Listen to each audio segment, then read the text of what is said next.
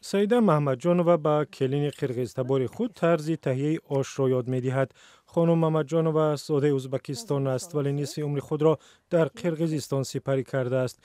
عشق جوان قرقیز سیده را 13 سال پیش به قرقیزستان آورد و او حالا آزاد با زبان قرقیزی گپ میزند، میان مردم کار میکند و حتی نبیره هایش را با همین زبان علم میگوید.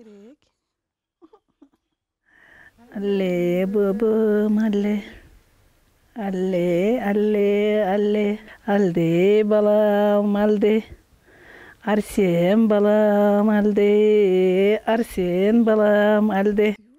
خانواده سرملتی محمدجانوف ها در شهر آش یک نمونه عالی همزیستی نکوی نمایندگان خلق و ملت‌های گوناگون است.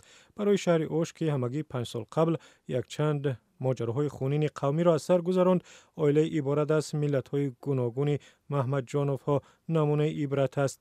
خانم سیده حدس میزند که شاید عشق او و شوهرش سبب گشت که فرزندانشان برای آنها رفتند و قالب‌های شخ شده را شکستند و از دیگر ملت به خود همسر انتخاب کردند. انا این توی پسرانی من است. پسری کلانی هم اینجا با همسر قزاقش است. انا پسری دویومم که همسر قرقیز انتخاب کرد. من فکر میکنم که شخص عاقل هیچ وقت در مسئله قوم و ملت فکر نمی کند. ملت مهم نیست، باید انسانی خوب باشی. عمرعلی محمدجانوف سرور این خانواده مدت 20 سال در دادستانی فعالیت کرده است.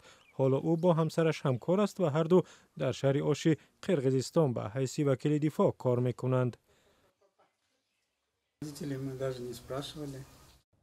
برای ازدواج با همسرم روزیگی والدانم را منتظر نشدم. با آنها شرط گذاشتم که تنها همین دختر را میگیرم و چنین هم شد. من مردمی را که میان ملت ها سرحد میگذارند نمیفهمم. این نادرست است.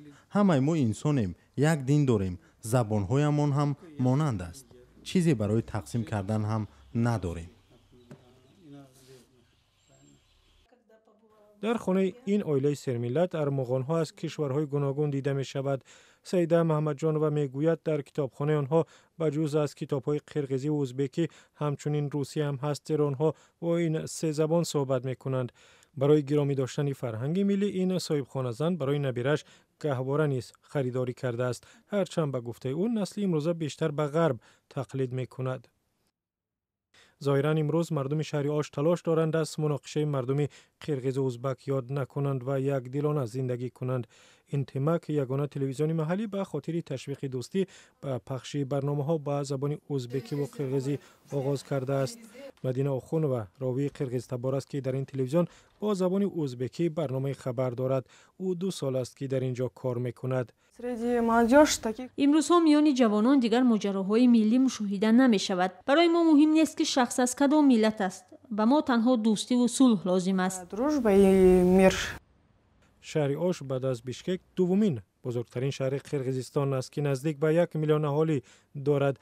بجز از ازبک ها که 48% اهالی آش را تشکیل میدهند، اینجا قرقیزها 43% و مردم تاجیک و تاتار و اویغورها نیز به سر میبرند.